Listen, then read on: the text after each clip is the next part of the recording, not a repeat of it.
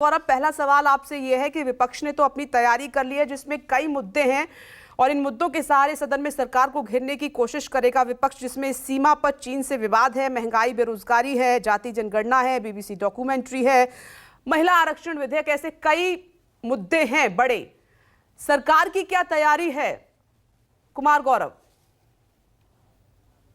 देखिए, जाहिर तौर पे कल जब सर्वदलीय बैठक हुई थी और उसमें तमाम मुद्दों पे चर्चा हुई और ये कहा गया कि सरकार हर मुद्दों पे चर्चा के लिए तैयार है, लेकिन चीन का जहां तक सवाल है, चीन के मुद्दे पे सरकार ने वही बैठक के दौरान ही कह दिया था कि चीन एक राष्ट्रीय सुरक्षा का मामला है, सीमा पे घुसपैठ का जो मामला है उसकी सदन में चर्चा नहीं हो सकती, क्योंकि उसमें तैयारियाँ, भारत की तैयारियाँ क्या हैं चीन को लेकर, उन चीज़ों पर भी चर्चा हो जाएगी जो कि उचित नहीं है और ये देश की सुरक्षा के लिए खतरा है। तो कुल मिलाकर आज का जो कार्यक्रम है, मैं आपको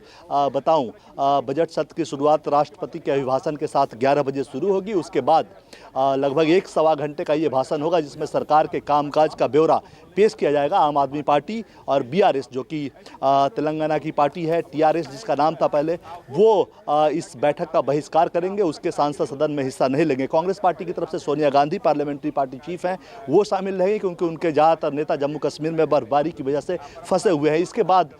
लगभग 12:30 से 1 बजे के आसपास आर्थिक सर्वे पेश किया जाएगा, निर्मला सीतारमण पेश करेंगी, उससे देश की अर्थव्यवस्था के क्या हालात हैं उन मुद्दों पे उसके बारे में जानकारी लगेगी और उसी से अंदाज़ा लगेगा कि कल जो बजट पेश किया जाना है 10वां बजट है और सरकार का आखिरी पूर्ण बजट 2024 के लोकसभा चुनाव से पहले का, उसमें आम जनता के लिए क्या होता है ये देखना होगा। देखिए, जाहिर तौर पे बजट में और आर्थिक सर्वे में क्या होता है ये तो पेश होने के बाद पता चलेगा, लेकिन एक बात तय है कि इस सत्र से बजट के जरिए आम लोगों को क्या मिलता है ये तो कल पता चलेगा, लेकिन एक बात तय है कि जो तमाम मुद्दे हैं, बीबीसी की डॉक्यूमेंट्री है, हिंडनबर्ग की रिपोर्ट है, इसके अलावा कश्मीरी पंडितों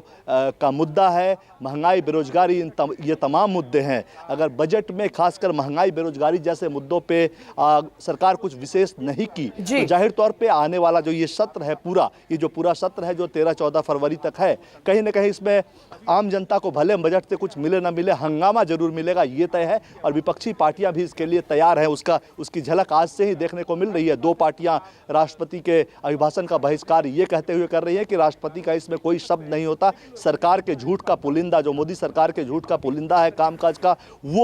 वो सदन के सामने रखती है, इसलिए उस बैठक में जाने का कोई मतलब नहीं है। तो कुल मिलाकर विपक्ष के भी तेवर गर्म हैं, कड़े हैं, इसमें कोई दो राय नहीं है। वहीं सरकार भी चाहती है कि चूंकि ये उसका आखिरी पूर्ण बजट है तो ये ठीक से चले, ये सत्र ठीक से चले और आम जनता को अपने पाले में लाया जाए, बजट में इस तरह की चीज़ें हो। इसी के तहत इनकम टैक्स में थोड़ी राहत की बात हो सकती है, कोशिश हो सकता है। इसके अलावा किसान सम्मान निधि हो, उसको भी बढ़ाने पर थोड़ी बहुत चर्चा है, हालांकि सरकार उस पर बहुत ज़्यादा एश्योर्ड नहीं है। जो ये सरकार के सामने ये पेशकश की गई थी कि जो राशि है उसको बढ़ाया जाए, किसान सम्मान निधि की प्रोजेक्शन जो है आर्थिक विकास का वो अगले साल के लिए 6.5% के आसपास सरकार रखना चाहती है, लेकिन सरकार की कोशिश है कि जो नौकरी पेशा वाले लोग हैं उनको राहत में थोड़ी छूट मिले और हो सकता है कि 2.5 लाख का जो स्लैब है उससे बढ़ाकर थोड़ा बहुत आगे किया जाए, 3-3.5 लाख तक इसे बढ़ाया जाए, लेकिन 5 लाख तक की जो मांग है वह नहीं होगी। कुल मिलाकर सरकार की कोशिश होगी कि इस बजट सत्र के जरिए आम जनता को साधा जाए, जो कि 2024 के चुनाव में लाभ पहुंचा। वहीं विपक्ष की ये पूरी कोशिश होगी, चूंकि राहुल गांधी ने भारत जोड़ो यात्रा अभी खत्म की है, लगभग पूरा देश वो घूमे हैं, तो तमाम महंगाई, बेरोजगारी, चीन, बीबीसी डॉक्यूमेंट्री, हिंडनबर्ग रिपोर्ट, सरकार का बड़े उद्योगपतियों के साथ साठगांठ जैसे मुद्दों पे वो सरकार को घेरना चाहेगी और सरकार के बारे में आम जनता तक इन बातों को पहुंचाना चाहेगी, अपनी बात को सामने रखना चाहेगी। तो ये बजट सत्र कल तो बजट पेश होगा, उसके बाद हंगामेदार होने के पूरे आसार हैं इसके। जी ठीक है कुमार गौरव। नमस्कार, मैं हूं मानक गुप्ता। अगर आपको हमारा ये वीडियो पसंद आया हो तो इसे लाइक और शेयर जरूर करें और हाँ, हमें सब्सक्राइब और फॉलो करना ना भूलें